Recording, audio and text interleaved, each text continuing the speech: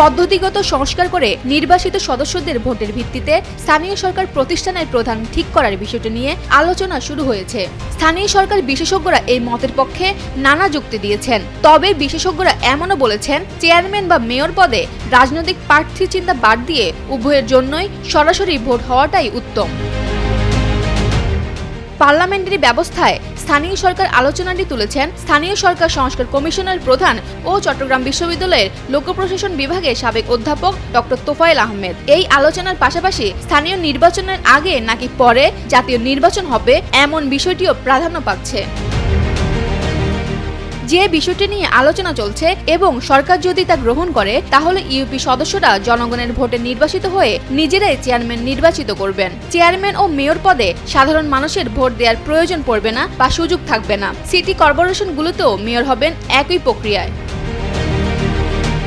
এক্ষেত্রে অধ্যাপক তোফায়েল আহমেদের যুক্তি হলো, গত কমিশন যে স্থানীয় নির্বাচন করেছে এতে 23,000 কোটি টাকা ব্যয় হয়েছে। ওই নির্বাচনে লোকের প্রয়োজন হয়েছে 19 থেকে 20 লাখ। ভোট গ্রহণে সময় লেগেছে 225 দিনের মতো। স্থানীয় সরকার বিশেষজ্ঞের মতে এজন্য একটা আইন হবে যার মধ্যে সব প্রতিষ্ঠান চলে আসবে। এতে একটা তফসিল দিয়ে স্থানীয় সরকারের সবকটি নির্বাচন করা যাবে। তাহলে নির্বাচন অনেক ব্যয় ও সময় সাশ্রয়ী হবে। ভিন্নমত দিয়ে রাজশাহী বিশ্ববিদ্যালয়ের লোক প্রশাসন বিভাগের চেয়ারম্যান অধ্যাপক ডক্টর নুরুল মোমেন জানান, বর্তমানে জনগণের ভোটে চেয়ারম্যান ও মেয়র নির্বাচিত হচ্ছেন।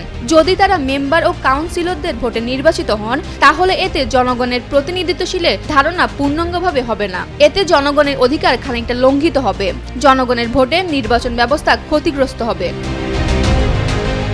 তিনি আরও জানান, সংসদ সদস্যদের ভোটে প্রধানমন্ত্রী নির্বাচিত হন, সেই যুক্তি দিয়ে ইউনিয়ন পরিষদেও চেয়ারম্যান নির্বাচন করার প্রক্রিয়াটি খোঁড়া যুক্তি।